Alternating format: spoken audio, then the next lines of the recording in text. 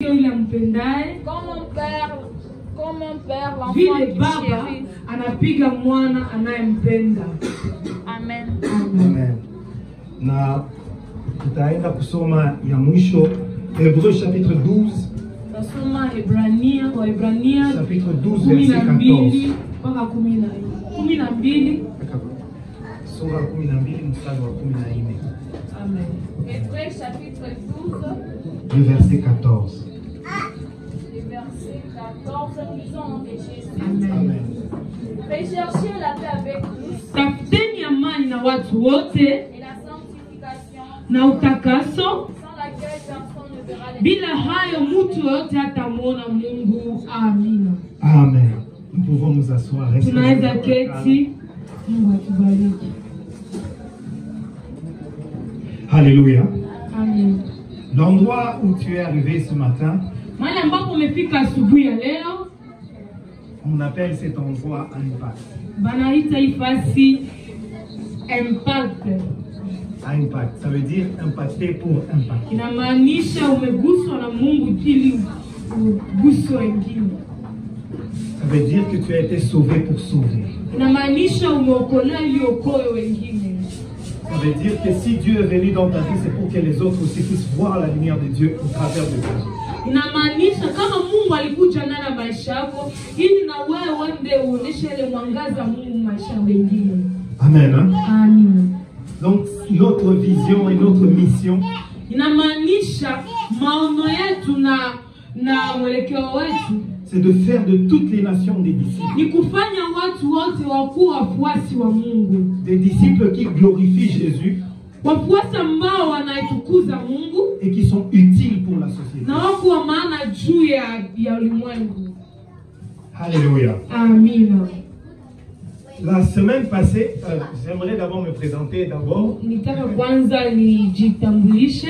Moi, on m'appelle pasteur Christian. Mimi yeye wanamuita mchungaji Christian. Je suis le pasteur conseiller, le pasteur assistant. Yeye ni mchungaji mahali hapa. Amen. Hein? Amina. Et je crois que nous aurons l'occasion de nous connaître. Na naamini tutapata wakati ya kujuana. Amen. Hein? Amen. La semaine passée, nous avons entendu un message concernant la consécration. Juma ilipita tulisikia ujumbe kuhusu kujitoa. On était en train de dire que la consécration, Tulikuwa nasema kuwa kujitoa c'était le fait d'être mis à part. ni ile kuweka kando. C'était le fait de se sanctifier pour Ile Dieu. kujitakasa juu ya Mungu. Alors ce matin, Asa asubuhi ya sans leo plus tarder à revenir dans ce qu'on a dit la semaine passée, tutarudilia kidogo ile ambayo tuliongea juma ilipita, waliongelea juma ilipita. je serai en train d'évoluer. Nitaenda kuendelea. Et je serai en train de nous parler de certaines raisons qui sont importantes Na nitaongelea mambo moja ambayo ni ya maana, pour lesquelles il faut se sanctifier. ambayo natuma tunabidi tujitakase. Alléluia. Amen. Premièrement, il y a des choses Ya kwanza kuna vitu qui peuvent faire en sorte que tu ne te sanctifies pas parce qu'il y a des choses que tu ne comprends pas. Biblia zifanya ujitakase sababu kuna vitu hauelewi. Premièrement, ce sont les motivations pour lesquelles Dieu nous parle. Ya kwanza ni vile vitu ambavyo vinatutia shauku ambavyo Mungu anaongelea. Comme nous avons lu dans Hébreux chapitre 12. Kisi tulisoma ndani ya Waebrania 12.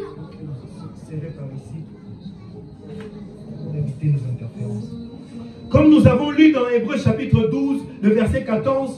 Kisi tulisoma ndani ya Waebrania 12:14. La parole de Dieu était en train de dire que Neno ya Mungu ilikuwa sans nasema la sanctification, personne ne verra Dieu. bila utakaso hakuna yule ambaye atamuona Mungu. Cette parole, ce n'est pas la parole de pasteur Christian. Ila neno haiko neno ya mchungaji Christian. Cette parole, ce n'est pas une parole de maman Kevin. Ila neno haiko neno ya mama Kevin. Ce n'est pas une parole d'une communauté. Haiko neno ya muungano Ce fulani. n'est pas une loi que des hommes se sont dit, nous allons faire ça pour atteindre Dieu.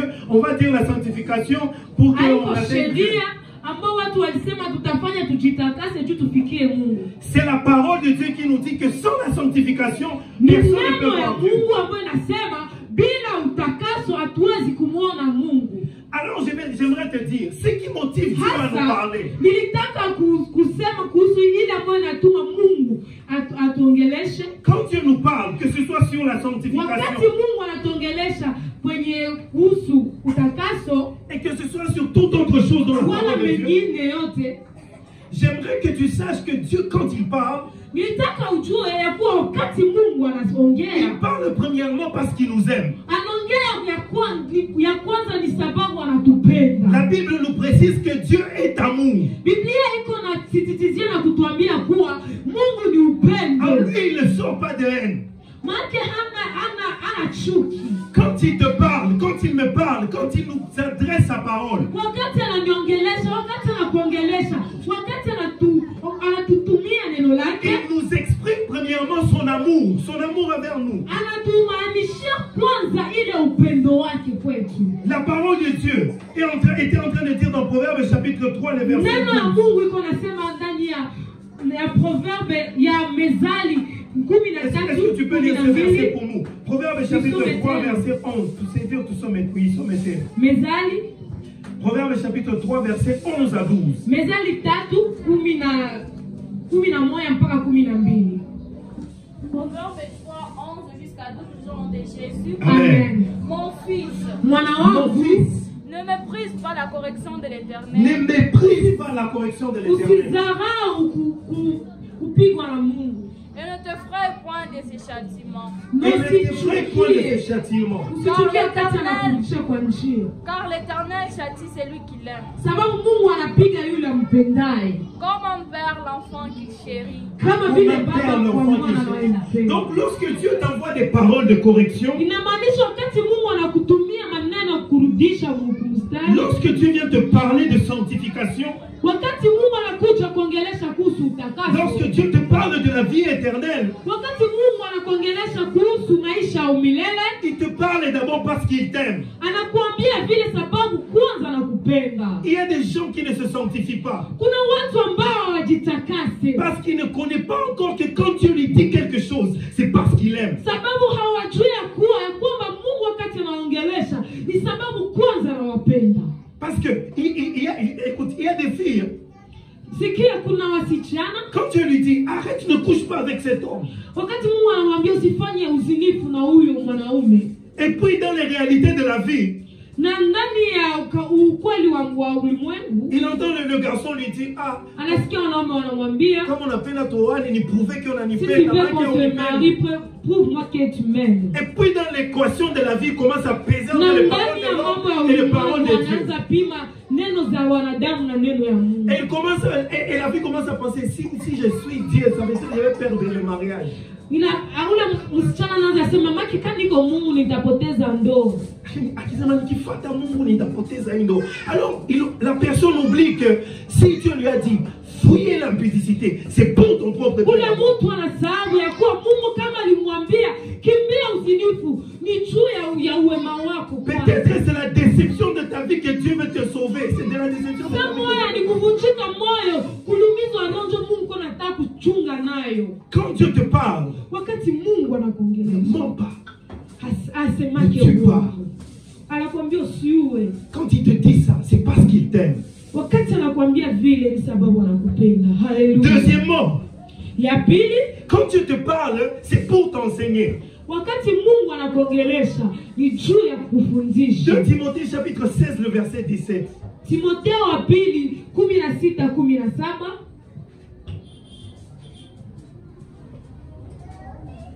Est-ce que vous pouvez lire pour nous? Toute parole est inspirée de Dieu. Est-ce que tu peux lire? Biblia inasema kila Cette neno, parole est inspirée de Dieu kila et neno bonne imetoka pour kwa corriger, Mungu, neno nzuri juu pour convaincre, ya kurudisha watu wa Mungu na juu ya pour nous instruire dans la justice. na kuwafundisha neno ya Amen. Est-ce haki. que tu peux lire pour nous? Tu peux être souple pour lire pour nous aujourd'hui. Nous allons lire 2 Timothée chapitre 3, le verset 16 à 17. Timotheo wa pili 3:16 mpaka 17. 3, 16 à 17, nous lisons au nom de Jésus. Amen. Toute écriture a inspiré de Dieu Kila neno imetokana na Mungu et utile pour enseigner, ya maana juu ya kufundisha, pour convaincre, juu ya kuaminisha, pour corriger, juu ya kubadilisha, pour juu ya kuweka ndani ya uhaki, afin que l'homme de Dieu soit accompli ili mtu wa Mungu aenee et propre à toute bonne œuvre. Amen. anakuwa msafi kwa mambo yote. Amina. La parole est en train de nous montrer Neno kunatuonesha que l'écriture, donc la parole de Dieu, ya kuwa neno ya Mungu elle est bonne pour nous instruire, iko nzuri juu ya pour nous kutufundisha, enseigner, pour kutufundisha, nous convaincre, nous corriger. kutuaminisha na Quand Dieu nous parle, c'est qu'il vient nous enseigner ses voies. Wakati anasema anakuja kutufundisha njia zake. En fait, quand tu parles, Wakati Mungu iko naongea au travers de sa parole, kupitia neno lake, il est en train de nous donner le catalogue de la vie. iko natupatia ile mwandiko ya maisha. C'est comme quand on t'amène un appareil que tu n'as jamais utilisé. Niko saka wakati wanakutumia chombo ambao hujawahi tumikisha. On t'amène un téléphone nouveau modèle, on t'amène une machine à laver, Wanakutumia simu, ou on t'amène un iPad que tu n'as jamais utilisé. Il y a toujours quelque chose qui vient dans le carton. Kuna kitu tu yenyewe inakuja imefungiwa. On appelle le mode d'emploi, donc le catalogue. Ile kitu ambayo inaonesha jinsi unaweza tumikisha kile ambacho Si tu lis ce papier-là, na wakati unasoma ile on va t'enseigner comment utiliser la machine que tu viens d'acheter. watakufundisha jinsi gani unaweza tumikisha ile chombo liuza. Alors quand tu parles, Wakati Mungu anaongea, c'est lui qui a conçu ta vie. yeye ambaye aliumba maisha C'est lui yako, qui t'a créé. yeye ambaye alikuumba. Alors quand il est en train de te parler, Wakati iko na kuongelesha, il est en train de te montrer le mode d'emploi de ta vie. iko na kuonesha jinsi unaweza Il te dit, kutembea je na t'ai maisha créé. yako. Iko na Il te dit, je t'ai créé. iko na kwambia nilikuumba, Mais ta vie doit marcher comme ça. lakini maisha yako napaswa tembea hivi. Pour que tu réussisses avec moi, Tu uweze pamoja tu dois nami, marcher comme ça. unapaswa tembea Pour que tu hivi. hérites de la vie éternelle, Tu upate uzima wa tu dois marcher milele, comme ça. unapaswa tembea ndani Tu ya dois njia marcher dans la zangu. dignité. Kama unataka utembee Tu muuhaki, dois marcher comme ça. unapaswa tembea ndani ya hizi Si tu njia veux zangu. gagner l'honneur et le respect sur la Kama terre, unataka marche upate comme ça. heshima na ne t'éloigne pas de mes paroles. usipende mbali na neno la Mungu. En fait, il te dit, mon fils, je t'ai conçu, je ne vais pas te laisser seul. Marche selon cette parole. Anakuambia, mwanangu, nilikuumba, siwezi kuacha peke yako, tembea ndani ya njia zangu. Haleluya. Amen. Et la parole de Dieu est encore en train de dire, Na ça neno nous Mungu enseigne tena anasema, et ça nous convainc. inatufundisha na inatuaminisha. Haleluya. Qu'est-ce que ça vient nous convaincre? Nini ndio nakuja kutuaminisha? Parce que il y a la pensée de Dieu dans ce monde. Sababu hapa ulimwenguni kuna mawazo ya Mungu, Mais il y a aussi la pensée du na diable. kuna mawazo pia ya shetani. Il y a la pensée de Dieu, il y a la pensée des hommes. Kuna mawazo ya Mungu na kuna mawazo ya wanadamu. Lorsque pia. Jésus voulait aller à la croix, Wakati Yesu alitaka enda msalabani, Pierre a voulu stopper Jésus. Il lui a dit, Petro alitaka amsimamishe Kristo. non Seigneur, n'y va pas. Et Jésus l'a réprimandé. Akamwambia Yesu, Baba usiende kule. Jésus l'a réprimandé, rien de moi Yesu Satan. akamkanya akamwambia mbali nami Il lui Ibilisi. a dit, tes pensées ne sont pas les pensées de Dieu, ce sont les Akamwambia pensées des mawazo hommes. yako sio mawazo ya Mungu, lakini ile mawazo ni mawazo ya wanadamu. Parce que ici sur la terre, il y a la Sababu pensée de Dieu hapa ulimwenguni kuna mawazo ya Mungu et il y a la pensée des na hommes. kuna mawazo ya watu. La pensée des hommes Mawazo ya watu ne savait pas que pour aller sur le trône éternel, il fallait passer par la croix. ya kuwa tu mtu afike kwenye kiti cha enzi ya milele inapita pitie Golgotha. La pensée de l'homme ne savait pas haikuwa ajua que tout trône a une croix. kama kile kiti cha enzi ina msalaba kwanza. Celui qui veut la grandeur doit savoir porter sa croix. Ukubwa anapaswa kwanza jua kubeba msalaba wake. Celui qui veut la grandeur doit savoir payer le prix de porter sa croix. Ukubwa inabidi kwanza lipe bei ya kubeba msalaba wake mwenyewe. Et quand tu entends Dieu te parler, Na wakati unasikia Mungu il vient anakuongelesha, te convaincre d'une pensée qui n'est pas la pensée des hommes. neno ambayo haiko neno ya Il vient te wanadamu. convaincre d'une pensée qui n'est pas la pensée du monde. Anataka kufundisha kitu ambacho hakiko neno ya ulimwengu. Alléluia. Amen. Il y a beaucoup de voix sur la terre. Kuna njia nyingi ulimwenguni, Il y a beaucoup de voix. Masauti nyingi. kuna sauti nyingi ulimwenguni, Mais la parole de Dieu vient nous dire, lakini neno la Mungu akamwambia l'homme ne vivra pas de pain seulement, kuwa mwanadamu hataishi kwa mkate tu, mais de toute parole qui sort de la bouche de lakini Dieu. kwa kila neno natoka kinywani mwa Mungu. C'est qu'il y a une voix qui parle et tu dois vivre de cette voix. Kuna neno ambayo iko naongeleka na unapaswa ishi sasa na ile neno. Et Jésus vient te convaincre. Na Yesu anakuja leo kwa Il y a une voix ya kuwa kuna qui njia t'amène au ciel. ambayo nakubeba Il mbinguni. y a une voix. Kuna njia Et parfois cette voix n'est pas populaire. na ile njia wakati nyingi haikuwa njia ya watu Et wote. parfois ce n'est pas une voix où on va t'acclamer. Haiko njia ambayo watu watakupigia mikono. Et parfois ce n'est pas une voix où tout le monde sera d'accord. Saa nyingi haiko njia ambayo watoto wataitika vinyuko. Et parfois ce n'est pas la voix de la foule. Ni sasa mingi haiko njia ambayo watu mingi watatwala. Mais c'est la voix de l'éternité. Lakini ni njia ya umilele. Haleluya. Alors quand tu entends la parole de Dieu, Inamaanisha wakati unasikia neno la il faut Mungu, entendre la voix de Dieu qui te parle pour te convaincre. unasikia neno la Mungu kwa kuambia sio kuaminisha. Comme un homme essaie de convaincre sa fiancée pour l'épouser, Kisi mwanaume anaendelea kuaminisha msichana ili amuoe. c'est comme Dieu essaie de te parler pour t'attirer vers l'éternité. Sio kisi Mungu iko naongelesha kanisa lake ili aibebe neno ya umilele. Alléluia. Amen. Une autre raison pour laquelle Dieu nous parle, Ingine kitu ambacho natuma Mungu anatuongelesha c'est pour nous corriger. ni juu ya kuturudisha maisha Cette zake. écriture Biblia est forte inasema kuwa hiyo neno ni nzuri pour convaincre, juu ya kuamilisha, pour enseigner juu ya kufundisha et pour corriger. na juu ya kurudisha kwenye usawa. Alléluia. Amina. C'est que Dieu sait Inamaanisha Mungu que anajua comme tu es un homme, ya kuwa jinsi uko mwanadamu, tu es une femme, uko mwanamke, il sait que tu as des erreurs. anajua kama uko na Il makosa, sait que tu as des manquements. anajua kama hauenee, Il sait que tu es imparfaite. anajua kama uko na vitu na vitu badilisha, Il t'aime comme ça. lakini anakupenda jinsi ulivyo. Mais alors il ne veut pas te laisser comme ça. Lakini hataitika kuacha jinsi ulivyo. Alléluia. Alors il t'envoie la parole pour te corriger. Ndio maana anakutumia neno lake ili akubadilishe. Les messieurs raison ou les madames raison n'hériteront pas le royaume des cieux. Watu wanataka tu wakuwe na raison, sheria kila saa, hawatafika mbinguni. Il y a un genre de personne que il sait qu'il est en Kuna faute, watu wamoja anajua kama iko ndani mais ya il ne veut pas makosa, admettre. lakini hapendi aitiki. Pourquoi? Par orgueil. Juu ya nini? Sababu ya kiburi. Il y a des gens comme ça. Quand on le Kuna corrige, watu wa vile, wakati unamrudisha kwenye njia ya usawa, quand il sent qu'on touche là où ça fait mal, on touche là où il a des fautes et des problèmes, wakati anasikia wanagusia pale kwenye iko na makosa, c'est là maintenant qu'il commence à parler mal. pale ndio anaanza kuongelea vibaya. Ni maisha yangu. Commence à dire c'est ma vie. So angalia vyako. Regarde pour Fanya mtu anapitisha tu wakati yako pale tu unaangalia maisha yangu. So tu utilises ton temps pour regarder. il y a des gens qui disent zile shauri zitumikishe kwako. Et ils disent ces conseils, utilise ça pour toi-même. Alléluia. Amen. Des gens comme ça, ce ne sont pas des Watu wa gens. vile hawako watu ambao wataendelea. Les disciples, ce sont des personnes enseignables. Wafuasi wa Mungu ni watu ambao wanaweza kufundishwa. Ce sont des gens qui se laissent enseigner par Ni la watu parole.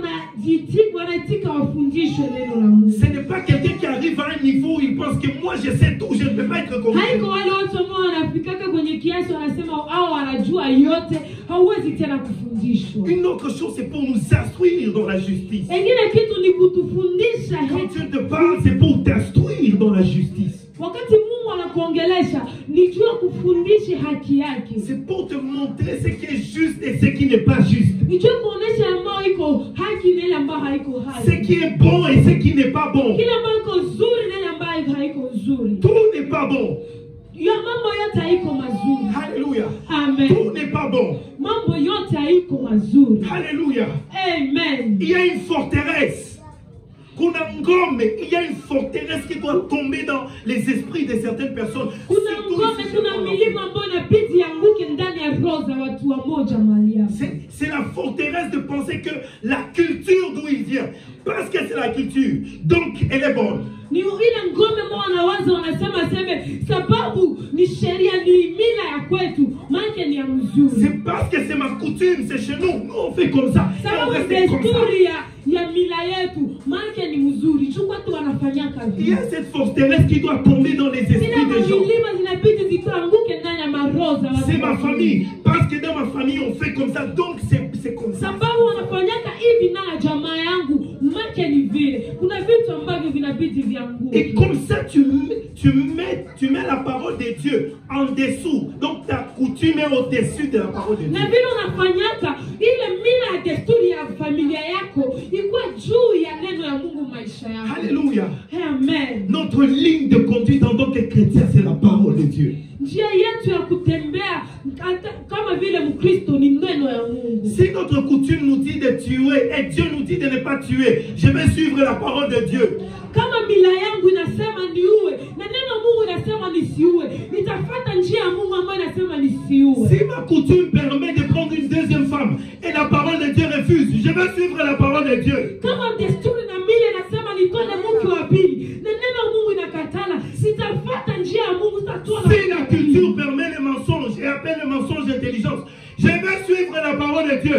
Suis la parole de Dieu. Kama mila na desturi inaita kusema uongo akili, nitafuata neno Mungu ambayo inakatala kusema uongo. Il faut savoir que quand tu entres en Jésus, inabidi tujue wakati tunaingia ndani ya ton pays n'est plus la terre.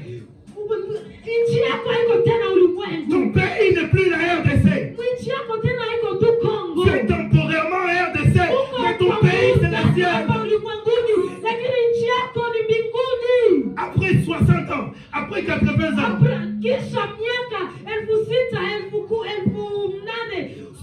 tu vas rentrer à la maison.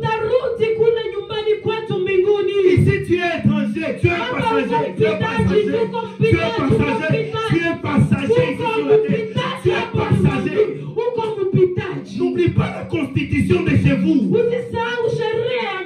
La constitution de chez nous c'est la parole de Dieu. Alléluia. Ce n'est pas parce que ma culture dit de haïr mon voisin, de haïr mon prochain, que je vais le haïr.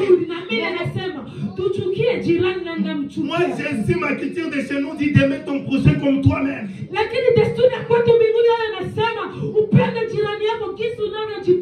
La parole va même plus loin, il me dit de faire du bien à mon ennemi.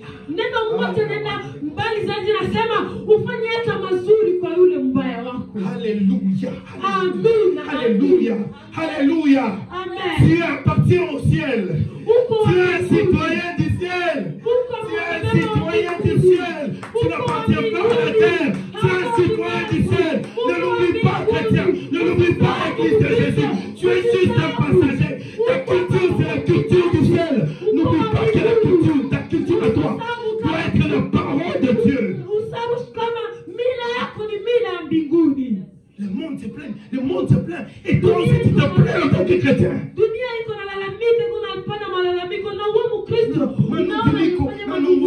Mais si tu attaques à Mungu, vraiment, est-ce que lui, tourner connaissez ma vie, un païen parle comme ça. Et moi, je ne parle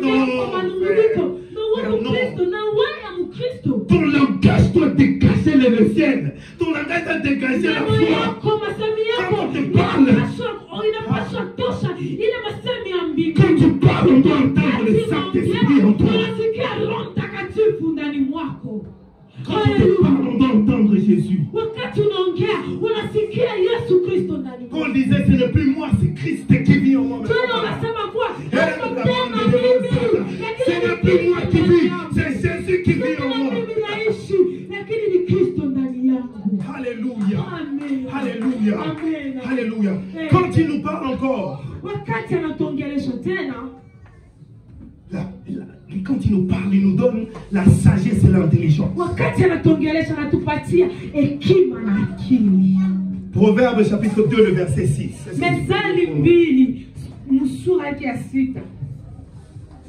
Chapitre 2, le verset 6. Proverbe 2, le verset 6. Nous lisons au nom de Jésus. Amen. Car l'Éternel donne la sagesse. Car l'Éternel donne la sagesse. De sa bouche la connaissance et l'intelligence. Kwenye kinywa yake kunatoka kujua na akili. Amen. Alléluia. Est-ce que tu peux encore lire Psaume 119, le verset 96 à 100? Tunasoma Zaburi Psaume 119, 119, le verset 96 au verset 100. Psaume 119, 96 à 100. Nous lisons au nom de Jésus. Amen. Je vois de bornes à tout ce qui est parfait. 98, verset 98. 98 à 100. Nous lisons au nom de Jésus. Amen. Tes commandements me rendent plus sage que mes ennemis. Amen. amri zako zinanifanya kuwa na hekima sana kuliko maadui zangu, Car je les ai toujours avec moi. sababu niko nazo kila siku. Je suis plus instruit que tous mes maîtres. Nimekuwa na ujuzi kuliko wengine wote, Car tes préceptes sont l'objet de ma méditation. sababu masheria zako zimekuwa mambo ambayo niko najifunza kila siku. J'ai plus d'intelligence que le vieillard. Niko na akili zaidi kuliko hata wazee, Car j'observe tes ordonnances. Amen. sababu Amen. unafatana na mielekeo yako. Amen. Alléluia. Écoute la Amen. parole de Dieu, ce qu'elle est en train de dire. Amen. La parole est en train de montrer que quand Dieu parle, Biblia iko inaonyesha kuwa wakati Mungu anaongea, de sa bouche sort de la connaissance et l'intelligence. mkinywa yake mnatoka akili na ujuzi. Et quand il nous parle et qu'il nous instruit, Wakati anatuongelesha na anatufunza, il nous donne son intelligence et sa sagesse. anatupatia akili yake na hekima yake. Quand tu suis la parole de Dieu, Wakati unafuata neno la quand tu Mungu, te sanctifies, wakati unajitakasa, tu suis la voie de l'intelligence. unafuata njia ya akili. Alors je vais te donner 3 erreurs Hasa qui nitakupatia empêchent la parole vitu de Dieu. vitatu ambavyo vinatuma neno ya Mungu, La parole de Dieu, qui empêche la parole de Dieu vinazuia d'agir. neno ya Mungu isitumike. Makosa Premièrement, tatu yanatuma neno ya Mungu isitumike ndani ya maisha yetu. Premièrement, Ya kwanza c'est penser que la sanctification ou la consécration ni kuwaza kuwa utakaso na kujiweka kando c'est pour les pasteurs et les serviteurs de Dieu. ni ya mapasta na watumishi wa Mungu. Il y a des gens qui pensent que quand on dit sanctifiez-vous, Kuna watu ambao wanawaza wakati wanaambia ujitakase, ils pensent que c'est pour les gens qui sont ici. Non, ça c'est wanasema pour les ni ujia pasteurs. watu wanapandaka kumazabao. Non, ça c'est pour les servants de Dieu. Ni les wale maréchals. wajakazi waimbaji. Au point où certaines personnes pensent que si le pasteur a péché, c'est ça le péché. Mais si lui il pêche, il n'y a pas de problème. Banazania sema mchungaji yeye akikosea, akifanya dhambi, ndio sasa dhambi. Lakini yeye akifanya dhambi hana shida yoyote. Alléluia. Amen. Il faut que cette année, Inabidi hii mwaka ta consécration soit personnelle. kujiweka yako kando iwe ya kila mtu ajiweke tu. Toute personne, si tu es chrétien, la Kama sanctification uko c'est pour toi. Mkristo, uishi maisha utakaso hii mwaka. Le pasteur passera devant Dieu pour ses fautes. Mchungaji atapita mbele ya kitu cha enzi juu ya makosa yake. Et toi-même aussi, tu passeras devant Dieu pour tes propres Na wewe œuvres. utapita mbele ya kiti cha enzi juu ya matendo yako. Alléluia. Amen. Deuxième chose, deuxième erreur, Kosa ya pili c'est de penser que la consécration c'est pour le dimanche. ni kuwazia kuwa kujitoa na kujitakasa ni kitu ya siku ya Mungu tu. Il y a des gens, Kuna watu toute la semaine, juma il nzima fait ce qu'il veut, comme il wanafanya veut. ambao wanataka na kitu wanajisikia. Mais dimanche, quand il veut aller à Lakini l'église, hiyo siku ya Mungu ikifika, quand il est en train de s'habiller, kisa wakavaa aende kanisani. usinikwaze niko natenda kanisa, usinijaribie. Ne mérite pas, je vais aller à l'église. Ne me tente pas, je vais aller à l'église. Usinijaribu niko naenda kanisa. Mais si c'était samedi, Lakini ingekuwa Juni, si c'était mercredi, ingekuwa siku ya tatu wala sita, il allait montrer son vrai visage. angeonyesha sura yake ya kweli. Alléluia. Amina. Alléluia. Amen. Il faut que tu saches que ce que je suis en train de te dire, c'est par amour pour toi. Inabidi tujue kama hii ambayo niko nakufundisha, niko nakwambia ni kwa upendo. Je t'ai déjà dit que quand Dieu te parle, Tulishakwambia wakati Mungu il peut te anakuongelesha, parler au travers de moi. anaweza kuongelesha hata kupitia. C'est pour t'aider. kukusaidia. Alors il y a des gens qui pensent que la sanctification c'est pour les dimanches. Ndio maana kuna watu ambao wanazania kujitakasa ni kwa ajili ya siku ya Mungu tu. Et ça c'est une erreur qui empêche la parole de Dieu. Na ile ni kosa ambayo inatuma neno ya Mungu. J'ai aimé une parole qu'on a écoutée dimanche. Nilifurahia neno tulisikia siku. On a dit que ici là où tout le monde est aujourd'hui, c'est difficile de connaître qui est chrétien et qui ne l'est pas. Pourquoi? Parce qu'ici nous sommes conscients de la présence de Dieu.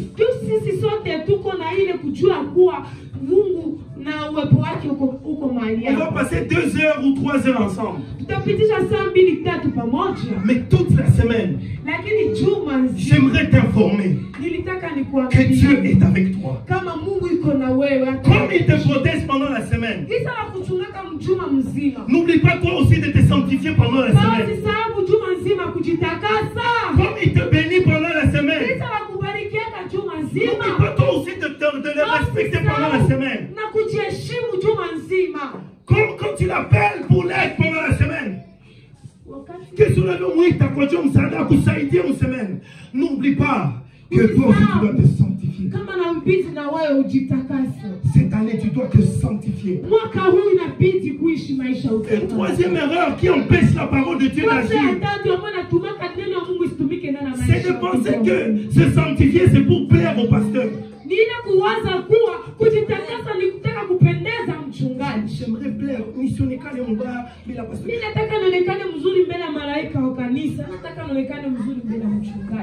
devant les serviteurs de Dieu. Quand on se sanctifie, ce n'est pas pour chercher la gloire des hommes, c'est pour chercher la gloire de Dieu. C'est là où les hommes regardent et là où les hommes ne voient pas. C'est là où les hommes regardent et là où les hommes ne peuvent pas voir. Alléluia. Amen. Et un bonus.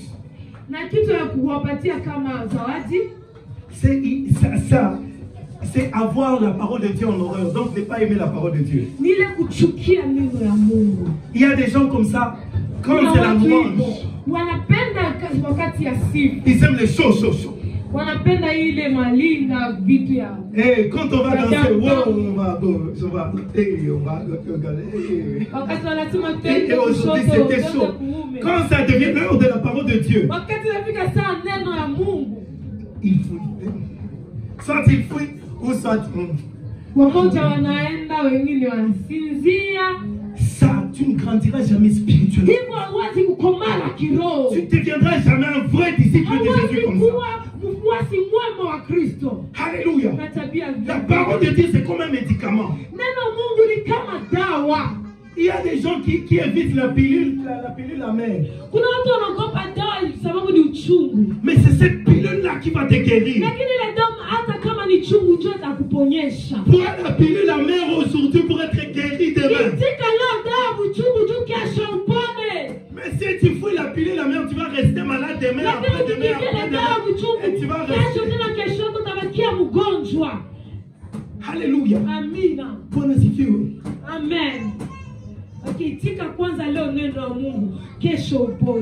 Je vais maintenant te donner, je vais finir en te disant. Maintenant, que faut-il faire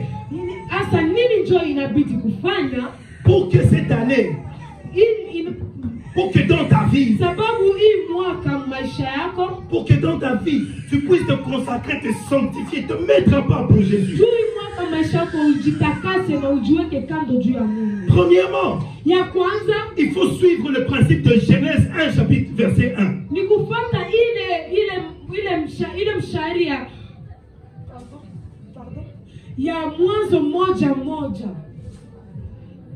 C'est que la parole de Dieu commence. Le premier verset de la Bible commence en disant au commencement Dieu. Au commencement, Dieu. Dieu doit être le commencement de ta vie. Dans ta vie. Tu dois donner à Dieu la première place.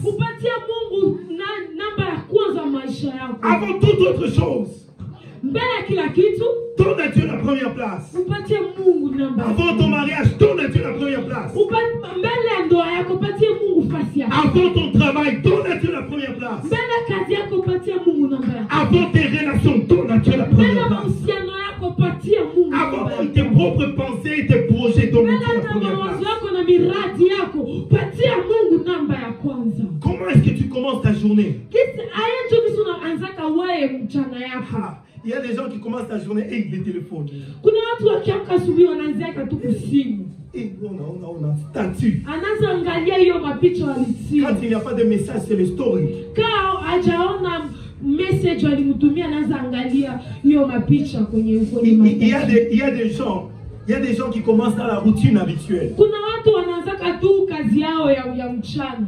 Anaamka tu na anavala nene. Et ça, c'est un piège pour les mamans. Na ile ni mtego sana kwa wamama.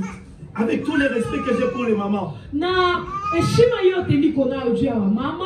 Mais il y a ça qui vole aux mamans leur consécration. Le matin quand elles se réveillent, naibaka kujitoa ya kujiweka kando ya wamama. Asubuhi wakati wanaamka, ils commencent avec les cris des enfants. wanaanza na ile malalamiko ya watoto. L'enfant qui a demandé ça, l'enfant qui veut aller à l'école, l'enfant qui a besoin de ça. Wanalomba hivi, mwako na lazima hiki. Alléluia. Amen. Mais tu dois commencer dans la présence de Dieu. Lakini unabidi uanze kwanza ndani ya mwanzie kwanza mpresence ya Mungu. Tu dois, on n'a pas choisi mon web pour Mungu. Son anamuka asubuhi. Quand tu te lèves le matin, commence dans la présence de Dieu. Fais en sorte que la première personne à qui tu vas parler, c'est Dieu. Ya kuwa mtu motongelesha ya kwanza, wa kwanza ikuwe Yesu. C'est quoi asante baba unanipatia wewe neema kuamka? Quand tu t'es réveillé, que tu dises merci Dieu qui me donne la grâce de prier. Dieu t'a donné la grâce de prier en langue. Tu commences avec l'atmosphère du ciel. Et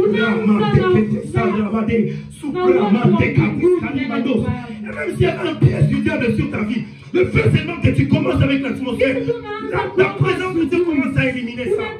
Même s'il y avait des tentations que les diables avaient préparées, en priant, tu dois attirer la force pour nous. C'est en Jésus que nous avons la force. La Bible dit que ce n'est ni par la force ni par la puissance. Mais c'est par l'Esprit de Dieu, c'est par l'Esprit de Dieu. Commence ta journée dans la présence de Dieu.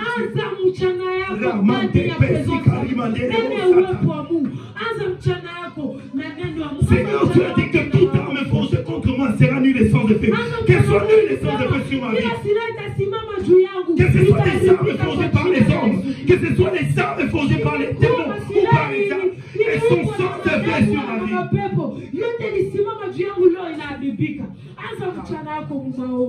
La présence de Dieu, c'est la place où tu tiens ta victoire. Celui qui sait se tenir à genoux dans la présence de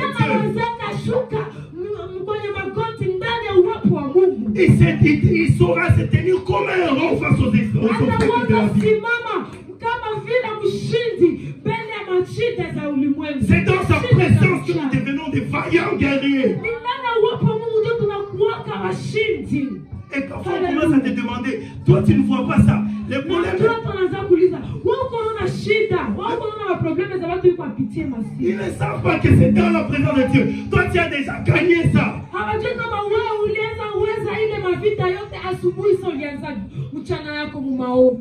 Hallelujah. Pour eux c'est Goliath, pour toi c'est juste un incirconcis.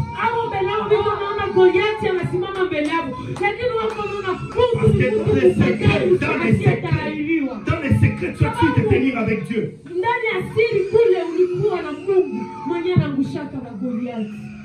Aidez-nous avec les enfants. Et une autre chose, quand tu donnes à Dieu la première place,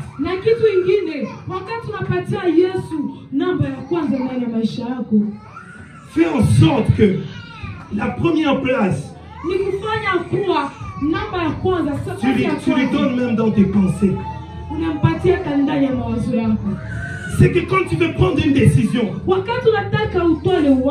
tu prends le temps de consulter la parole de Dieu. qu'est-ce que ça veut dire? Qu'est-ce que la parole veut dire à Neno propos de Mungu cette nataka iseme expression? nini kuhusu hili jambo? Donne à Dieu la première place cette année. Patia Mungu nafasi ya kwanza hii mwaka ndani ya Exode mawazo chapitre yako. 20, le verset 3. La Bible est en train de dire, Kutoka 12 sura ya mstari wa 3. la Bible est en train de dire, Biblia kwasema tu n'auras pas d'autre Dieu devant ma face. hautakuwa na mwingine Mungu mbele ya uso wangu. D'autres dieux, ça ne veut pas dire seulement une petite statuette. Mwingine Mungu haiko kusema ka sanamu ndogo. Ça veut dire tout ce que dans ton cœur, au-dedans de toi, tu peux donner une plus grande place que Dieu. Inamaanisha kila kitu ndani ya moyo wangu kenye unazipatia fasi ya kabambi kuliko fasi ya Mungu. Haleluya. Ma femme est là, elle s'appelle Maman Kevin. Mke wangu iko hapa, jina yake Mama Kevin. Mais je ne lui donnerai jamais la place de Dieu sur moi. Lakini sitampatiaka hata siku moja. Je l'aime beaucoup, mais je ne lui donnerai pas la place de Dieu. Sitampatiaka fasi ya Mungu hata siku moja. Et je lui rappelle toujours de donner à Dieu la première place au-dessus de moi. Na anamina mkumbusha kila siku naye apatie Yesu fasi ya kwanza ndani ya moyo Pourquoi? wake. Parce que je ne fais pas de conflit avec Jésus. Sababu sitaki nikuwe na fujo na Mungu. Haleluya. Je ne veux pas, dans son cœur, Dieu trouve que je vais prendre sa place. Ndani ya roho yake Mungu akikuta mimi nataka nitoe fasi yake. Il y a des gens qui se font des ennemis de Dieu. Mimi pale takuwa nimejifaa adui wa Mungu. Kuna watu wanajifaa maadui. Il y a des gens qui prennent leurs fiancés, leurs amis, comme si c'était Dieu.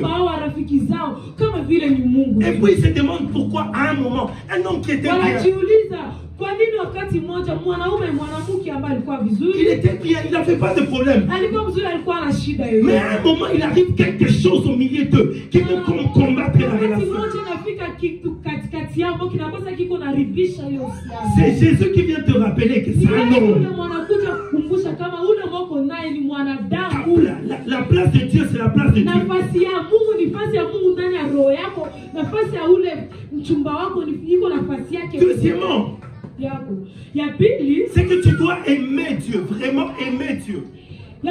inabidi umpende kweli kweli Mungu. Jean chapitre 14, le verset 15. Yohana 14:15 La Bible est en train de dire, si vous m'aimez, Biblia iko nasema kama mnanipenda, gardez mes commandements. mchunge amri zangu. Si tu m'aimes, si tu aimes Jésus, Kama unapenda Yesu, garde mes commandements. chunga amri za Mungu. Luc chapitre 6, verset 45. Luka 6:46. La Bible est en train de dire, Biblia iko nasema, pourquoi m'appelez-vous Seigneur, Seigneur? kwa nini mnaniita Bwana Bwana, Et ne faites-vous pas ce que je dis? lakini hamfanyi yale ambao ninawafundisha? Il faut que tu comprennes que l'amour de Dieu, Inabidi muelewe kwa upendo wa Mungu ce n'est pas quelque chose de sentiment. haiko vitu vya mahusia, Ce n'est pas des émotions. haiko vitu vya msimuko tu vya kusikia, Il y a kujisikia. quelqu'un qui tu lui demandes. Kuna mtu kimuuliza, Il te dira, j'aime vraiment Jésus, j'aime Jésus. atakwambia sasa mimi nampenda kweli Yesu, mimi Pourquoi il aime aller à nampenda. l'église, j'aime Jésus. Ndio maana nasema mimi napenda Yesu, Mais il néglige la parole de Dieu. lakini anadharau neno ya Mungu. Tu aimes Jésus et puis tu vas dans les boîtes de nuit. Unapenda kweli Yesu kisha unaenda ndani ya mabaa usiku. Ça, ce n'est pas aimer Jésus. Ili haiko kumpenda La Bible est Yesu. en train de dire, celui qui Biblia iko m'aime, nasema yule ambaye ananipenda qui garde mes commandements. anachunga amri C'est zangu. que l'amour de Jésus, l'amour de Dieu, si tu aimes Dieu, Inamaanisha kuwa kama unampenda Mungu il s'est connecté à l'obéissance. ni kujiambatanisha na kuheshimu. Si tu aimes Dieu, tu dois obéir à sa parole. Kama unampenda Mungu unapaswa heshimu neno ya Mungu. Cette année, tu dois prendre la décision d'aimer Dieu Mwaka vraiment. hii utole uamuzi ya kupenda Mungu cha kweli, Suivre ses commandements. Obéir kufuata à njia za Jésus. Mungu, kufuata amri za Mungu, kuheshimu neno ya Mungu. Alléluia. Amen. La sanctification. J'ai dit, Utakaso, la place de la présence de Dieu te donne la force d'y aller. La place de la présence de Dieu, fasi ya uwepo ya Mungu ça te donne la force na d'accomplir les kupatia choses. nguvu ya kutimiza mambo, Et l'amour de Jésus na upendo wa te Mungu donne la décision de faire ce que Dieu t'a dit dans sa présence. inakupatia ile kufanya mambo ambayo Mungu alitaka ufanye ndani ya uwepo wake. Et troisièmement, Ya tatu, c'est qu'il faut éviter inabidi kukimbia, kuacha de choisir la facilité.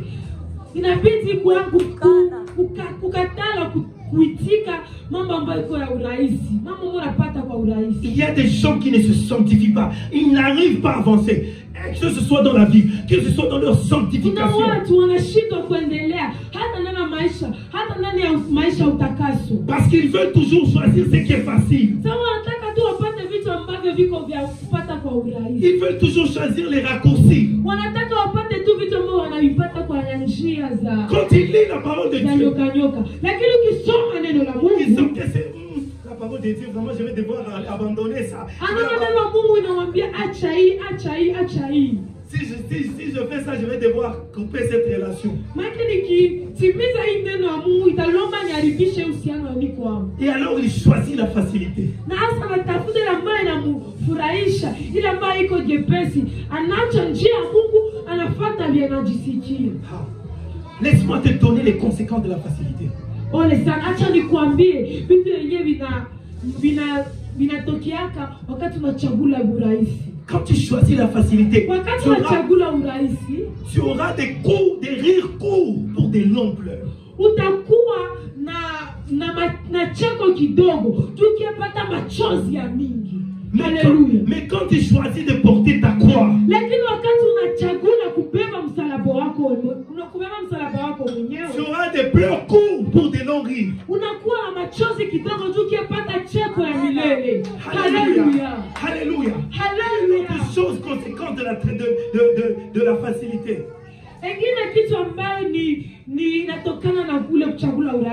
C'est que tu vas perdre ta dignité. Les gens qui choisissent la facilité, ils perdent leur honneur, leur dignité, leur respect.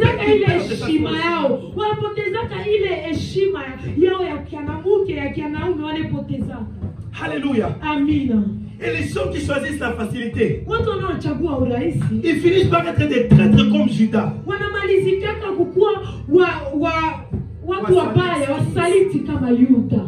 Veux un peu d'argent, 30 pièces, je vais te les donner. Ça c'est de l'argent facile. Tu vas trahir les hommes. Et tu vas trahir ta propre destinée. Quand ta vie sera en train de te regarder, sera en train de voir, tu es en train de te trahir, tu es en train de me trahir.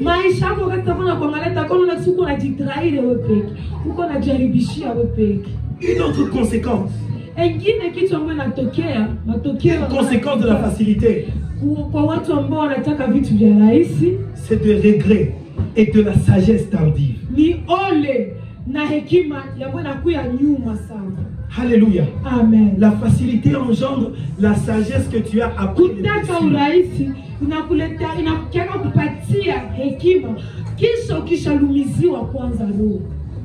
Et pour ceux qui n'ont pas un bon cœur, ça c'est pour ceux qui ont un bon cœur.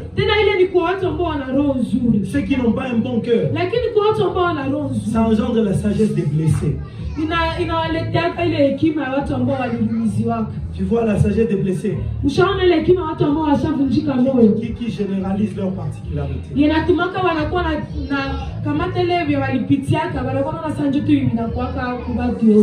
Wanaume ni babaya wote. Nakutafuta nasemaka se wanaume wote ni babaya. Ushawasikia. Mwanamke wote kabisa usiangalia kile ile. Ajapo ni bongo. Usiangalia kile race ile. Sasa sikuna watu wanamke vile. Wote ni babaya, wabaraza, watu wa bachawi bali. Anasema kama mama yake ni mwanamke. Et ceux qui ont eu de bonnes femmes, ils ont fait comment? Et ceux qui ont eu de bonnes maris,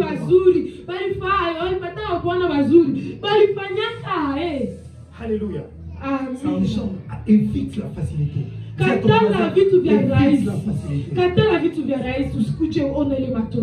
Nous allons prier Dieu. Nous allons lui demander de nous aider.